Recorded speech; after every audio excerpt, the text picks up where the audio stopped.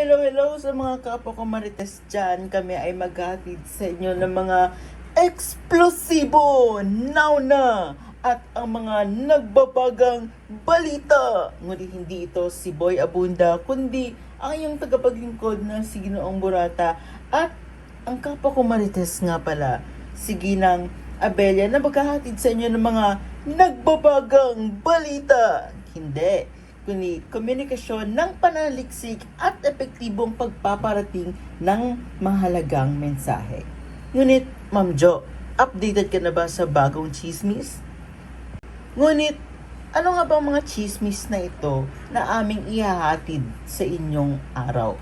Hindi lang ito chismis patungkol sa kundi patungkol sa komunikasyon ng pananaliksik, ang kahalagahan ng komunikasyong pananaliksik sa publiko, estratehiya sa epektibong komunikasyon ng pananaliksik, mga posibleng hamon, at ang konklusyon.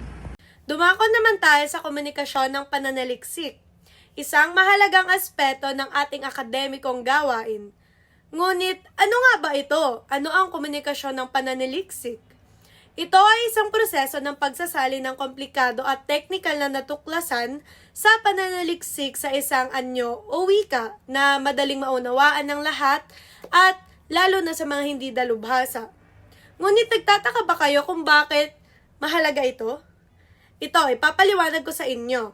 Mahalaga ito dahil ang pananaliksik ay hindi lamang para sa mga eksperto. Halimbawa, ang mga magpag-aaral ng tungkol sa kalusugan, pagbabago ng klima at edukasyon ay naging makabuluhan lamang kung maipaliwanag ito sa tamang paraan.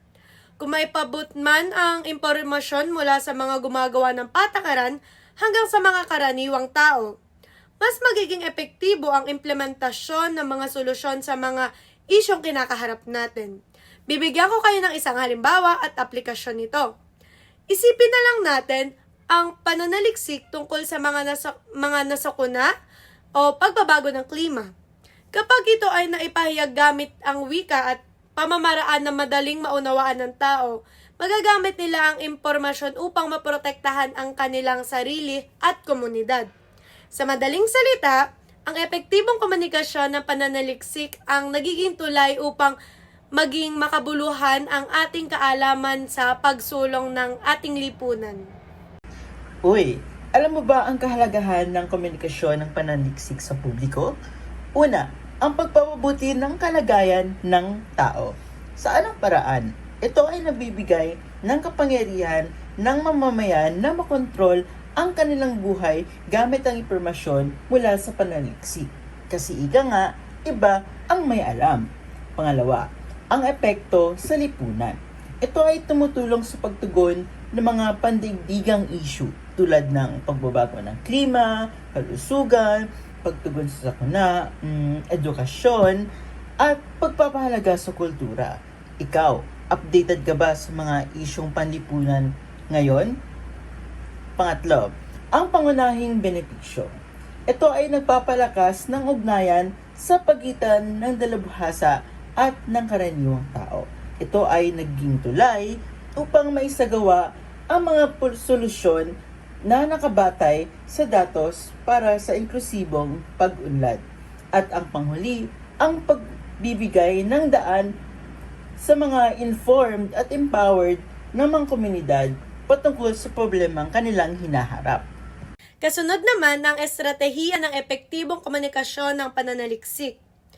Una, gamitin ng simpleng wika. Mahalaga na gawin ang simple at diretso ang pagpapaliwanag ng pananaliksik. Iwasan ng mga technical na termino o jargon na maaaring hindi maintindihan ng karamihan. Sa ganitong paraan, mas madaling maunawaan ng mga tao ang mensahe o anumang mga kanilang antas ng kaalaman. Pangalawa, kilalanin ang audience. Alamin ang interes, antas na kaalaman at pangangailangan ng iyong tagapagkinig. Lakham ang estilo ng komunikasyon ayon sa mga kanilang konteksto upang makapag-ugnayan or mas makapag-ugnay sila sa inyo. Pangatlo naman, gumamit ng visual aids. Ang paggamit ng infographics, diagrams at videos ay napaka-epektibo sa pagpapaliwanag ng komplikadong impormasyon. Dahil dito, mas madaling makuha ang atensyon ng tagapakinig kapag may visual na presentation. Pang-apat, gawin sa konteksto ng sitwasyon.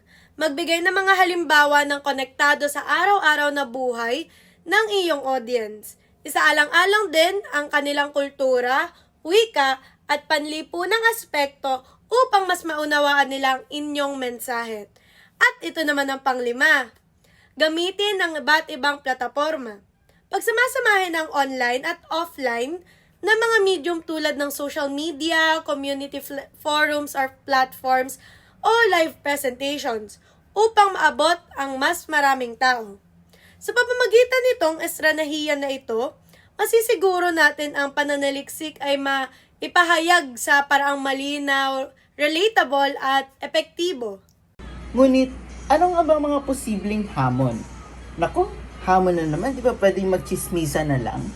Una, ang teknolohikal na agwat. Limitado ang access sa teknolohiya ng mga liblib na lugar. Pangalawa, ang pag-intindi ng publiko o sa paraan, ang komplikadong teknikal na wika ang naging hadlang sa pag-unawa. Pangatlo, ang kawalan ng suporta. Sa anong paraan din, ang kakulangan ng pondo at network para sa malawakang distribusyon ng mga impormasyon.